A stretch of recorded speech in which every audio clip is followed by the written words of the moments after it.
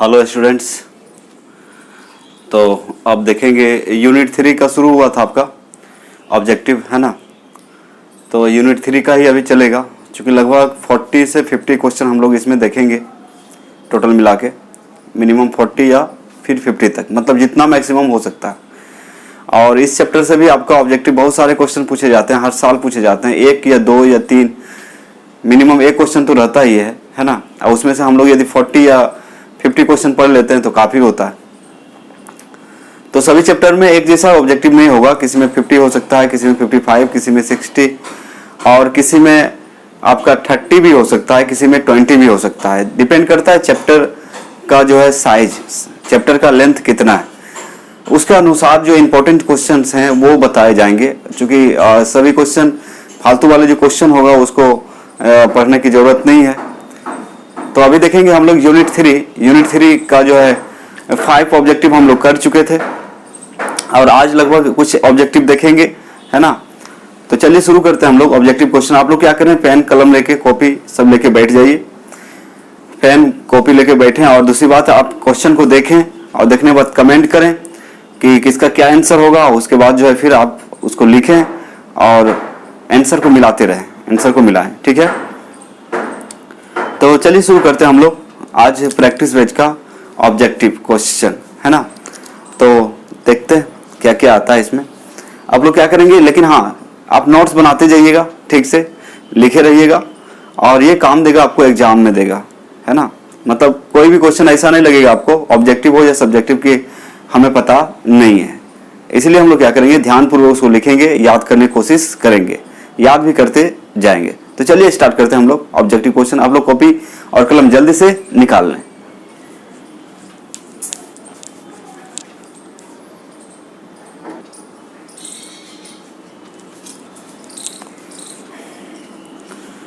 तो देखिए इसमें से अधिकांश जो क्वेश्चन है आपका पूछ चुका है ना।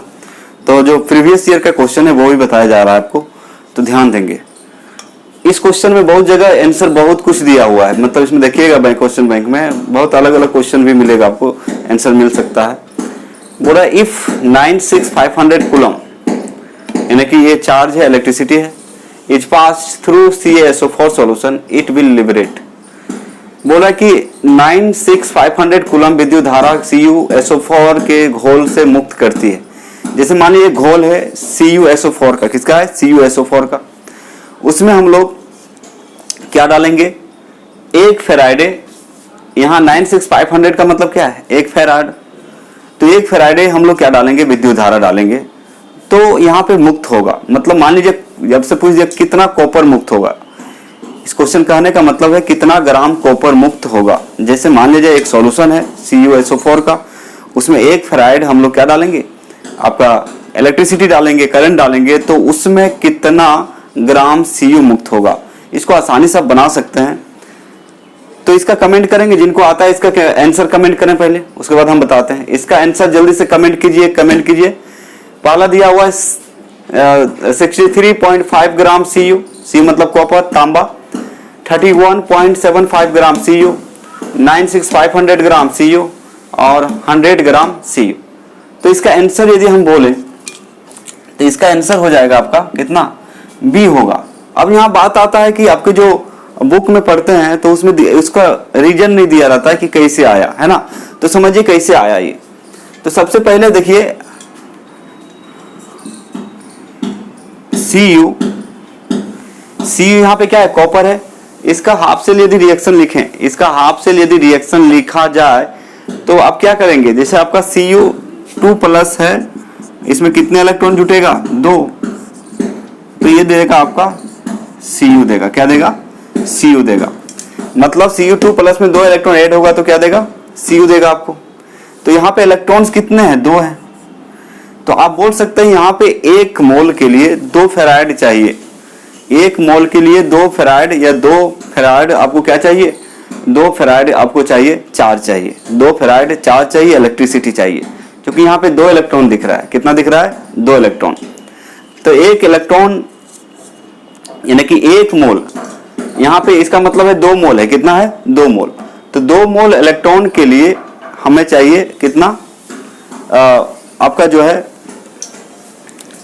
2 फेराइड चाहिए, 1 मोल के लिए हमें 2 फेराइड चाहिए। तो इस तरह से यदि हम निकालेंगे कि कितना होना चाहिए, तो कहने का मतलब इसको क्या कीजिएगा आप, जैसे कि इसको बोल सकते हैं कि 2 फेराइड इज इक्वल टू, यानी कि मान लिया जाए 1 मोल। तो 1 फेराइड बराबर कितना हो जाएगा, 1/2 और मोल, कहने का मतलब हो जाएगा 0.5 मोल। ठीक है,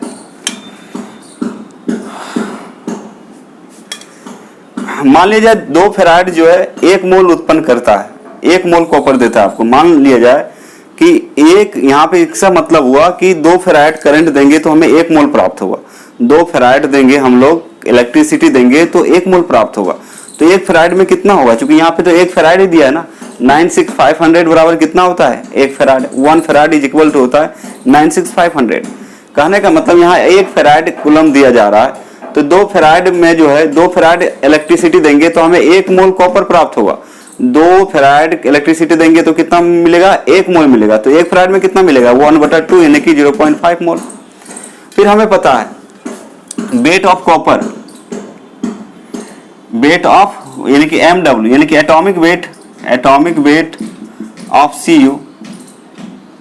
Cu इज इक्वल टू, याद रखिएगा एटॉमिक वेट ऑफ Cu होता है 63.5 ग्राम इंटू मोल इनवर्स। याद रखेंगे 63 कितना 5 ग्राम इंटू मोल इनवर्स, यानी कि W आपको पता है MW है ये, इसको MW यदि हम बोल दें तो मतलब एटॉमिक वेट है, तो एटॉमिक वेट को एटॉमिक वेट ही हम सिंपली लिखेंगे। कितना है आपका 63.5। अब देखिए आप N जब निकालते हैं N इज इक्वल होता है W/MW, या फिर एटॉमिक वेट है तो क्या लिखेंगे एटॉमिक वेट, एटॉम है तो एटॉमिक वेट, मॉलिक्यूल्स रहेगा तो मॉलिक्यूल वेट लिख सकते हैं। तो हमें चाहिए W, चाहिए क्या चाहिए W, क्योंकि यहाँ पे दिया है जो ऑप्शन दिया है कि कितना ग्राम आपका Cu लिबरेट करेगा।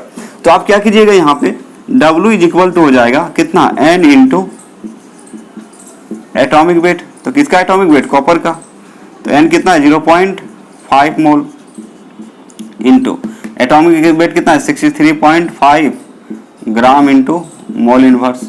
मोल इनवर्स से मोल इनवर्स कैंसिल हो जाएगा, और इसको जब मल्टीप्लाई करेंगे दोनों के 0.5 और 60 तो ये आएगा 31.75 ग्राम, यानी कि 31.75 ग्राम क्या निकलेगा आपका कॉपर लिबरेट होगा।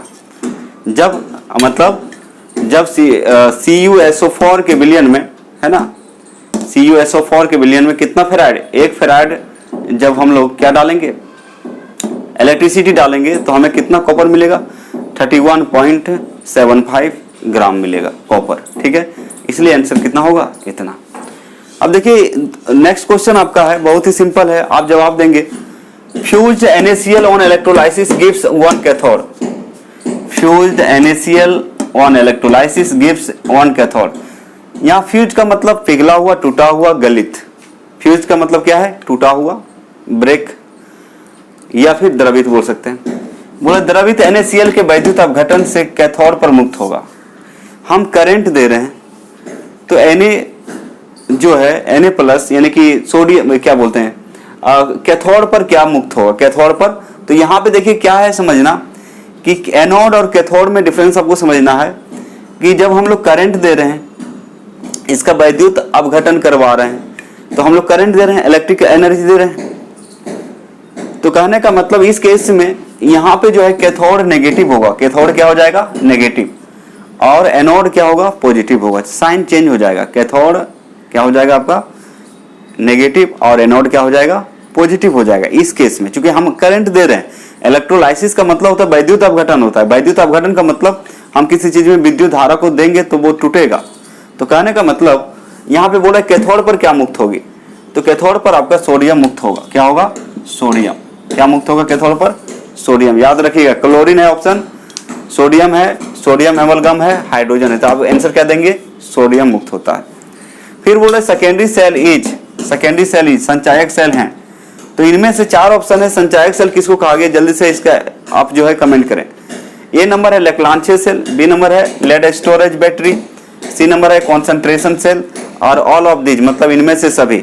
लेक्लांचे सेल को लेक्लांचे सेल कहा जाता है। लेड स्टोरेज बैटरी का मतलब होता है आपका, लेड स्टोरेज बैटरी को ही, अच्छा लेड स्टोरेज बैटरी बोल सकते हैं, इसको कोई दिक्कत नहीं है। कॉन्सेंट्रेशन को बोलते हैं सांद्रण सेल बोलते हैं। ऑल ऑफ दीज का मतलब होता है इनमें से सभी। तो क्या बोलिएगा कौन है ये सेकेंडरी सेल, इसमें से कौन है? तो आपको बताया गया था लेड स्टोरेज बैटरी को क्या बोलते हैं, आपका सेकेंडरी सेल बोलते हैं। क्या बोलते हैं? क्योंकि इसको बार बार चार्ज और डिस्चार्ज किया जा सकता है, ये सेकेंडरी सेल में आएगा। लेक्लांचे ड्राई सेल है, यूज एंड थ्रो, ठीक है। तो याद रखिएगा ये है आपका लेड स्टोरेज बैटरी, ये क्या है? Secondary cell. क्या है? Secondary cell. तो चलिए इसका क्या कर सकते हैं, आप स्क्रीनशॉट ले सकते हैं, लिख रहे हैं तो ठीक है, नहीं तो स्क्रीनशॉट लीजिए जल्दी से।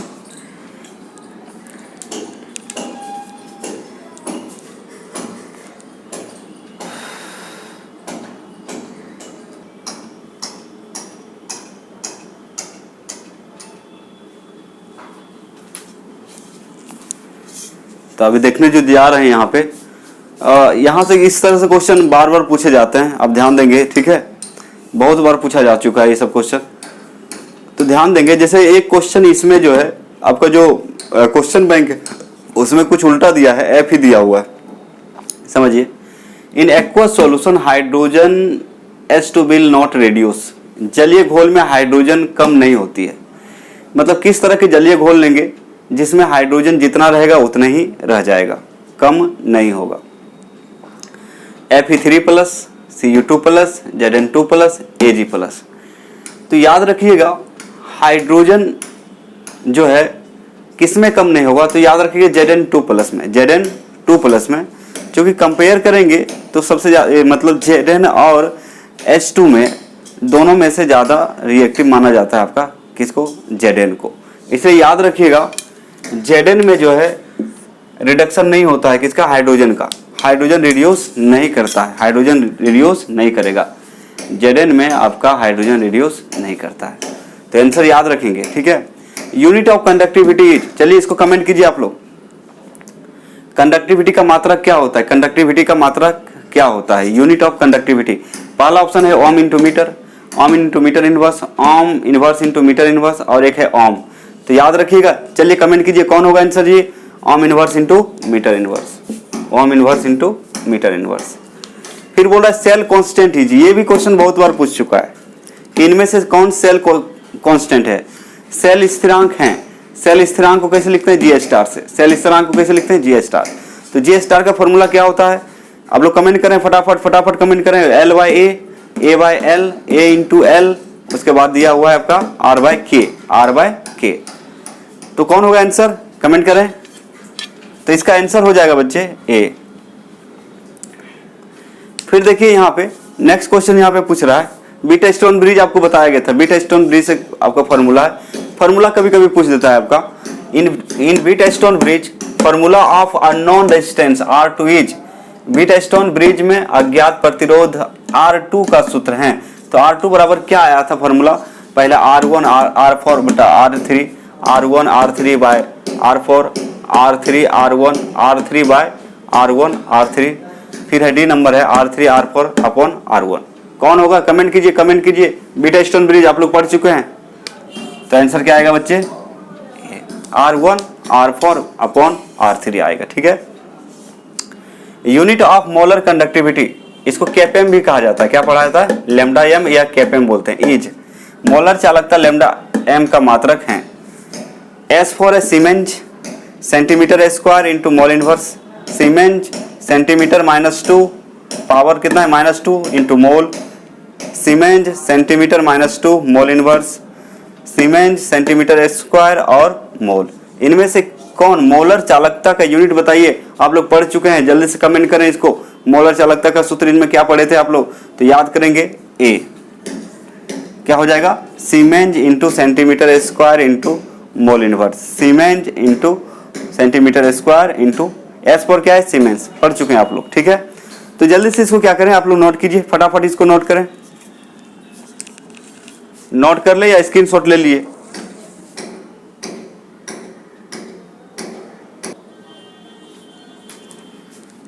चलिए बच्चे दो क्वेश्चन और देखें, है ना। नेक्स्ट क्लास में ज़्यादा से ज़्यादा क्वेश्चन करेंगे हम लोग, चूँकि अभी कुछ प्रॉब्लम चल रहा है जिसके वजह से ज़्यादा नहीं हो पा रहा है ना। तो नेक्स्ट क्लास से आपका ज़्यादा से ज़्यादा क्वेश्चन हम लोग करेंगे, है ना। तो आप देखिए 10, 15, 20 क्वेश्चन भी एक दिन में आप देख रहे हैं एक चैप्टर का, तो काफ़ी होता है ना ऑब्जेक्टिव के लिए। और आप लोग जो है जो थ्योरी पार्ट पढ़ा दिया गया उसको पढ़ते रहें, जिस चैप्टर का ऑब्जेक्टिव चल रहा है उसका थ्योरी आप पढ़ते रहें तो और आसानी से जवाब दे सकते हैं आप, ठीक है। तो मोलर कंडक्टिविटी इज, मोलर चालकता है, तो मोलर चालकता का सूत्र क्या होता है। यहाँ पे K फॉर कंडक्टिविटी है और C यहाँ पे कॉन्सेंट्रेशन है। C यहाँ पे क्या है, कॉन्सेंट्रेशन, सांद्रता जिसको बोलते हैं। तो K इंटू C होता है या फिर C बाई K होता है या फिर K बाई C होता है या फिर D C माइनस K होता है। तो आपका यहाँ पे बताना है बच्चे, यहाँ पे आपको बताना पड़ेगा कि आंसर क्या है, कमेंट करें फटाफट। मोलर कंडक्टिविटी को हम कैसे लिखेंगे, K इंटू C लिखेंगे या C बाई K लिखेंगे या K बाई C लिखेंगे या C माइनस K लिखेंगे। आप पढ़ चुके हैं मोलर कंडक्टिविटी, वहाँ पे इसका सूत्र देख सकते हैं। तो आंसर क्या हो जाएगा, K बाई C, याद रखिएगा। मोलर कंडक्टिविटी, K यहाँ पे कंडक्टिविटी है और C यहाँ कॉन्सेंट्रेशन है जिसको मोलारिटी बोलते हैं। क्या बोलते हैं, मोलारिटी, इसलिए इसका नाम पड़ा है मोलर कंडक्टिविटी। फिर एक क्वेश्चन है बच्चे, देखिए efficiency of fuel cell is, ईंधन सेल का क्षमता है, ईंधन का सेल का कितना क्षमता होता है। आप कमेंट करेंगे 40% होता है, 60% होता है, 60%, 80% होता है या फिर 70% होता है। तो आपको पढ़ा चुके हैं इसका एफिशिएंसी कितना होता है, तो आप आंसर दे सकते हैं, कमेंट करेंगे फटाफट। क्या होगा आंसर इसका जी, तो याद रखिएगा डी, कितना होता है आपका 70% होता है, 70% होता है। कितना होता है, 70%। तो किसी कारणवश आज भी का लेक्चर भी बहुत शॉर्ट ही हुआ है, ठीक है, टेंशन ना लें। नेक्स्ट क्लास में हम लोग ज़्यादा से ज़्यादा 10, 15, 20 जो भी क्वेश्चन होगा उसको पूरा करेंगे। आप लोग क्या करें, इलेक्ट्रोकेमिस्ट्री जो चैप्टर है जो पढ़ लिए हैं उसको पूरा पढ़ दें, एक बार पूरा का पूरा उसको पढ़ दें, तो ऑब्जेक्टिव बनाने में आपको दिक्कत नहीं होगा। तो ठीक है बच्चे, नेक्स्ट क्लास में मिलते हैं हम लोग। और नेक्स्ट कल से जो है आपका 2 से 3 ही रहेगा और टाइमली आपको लिंक भेजा जाएगा, टेंशन ना लें। अभी कुछ प्रॉब्लम चल रहा है जिसके वजह से टाइम दे कर भी टाइमली नहीं आ पाते हैं, लिंक नहीं भेज पाते हैं, उसका कारण है। और कल से दिक्कत नहीं होना चाहिए आपको, ठीक है। तो आज का लेक्चर यहीं समाप्त होता है। Thank you very much.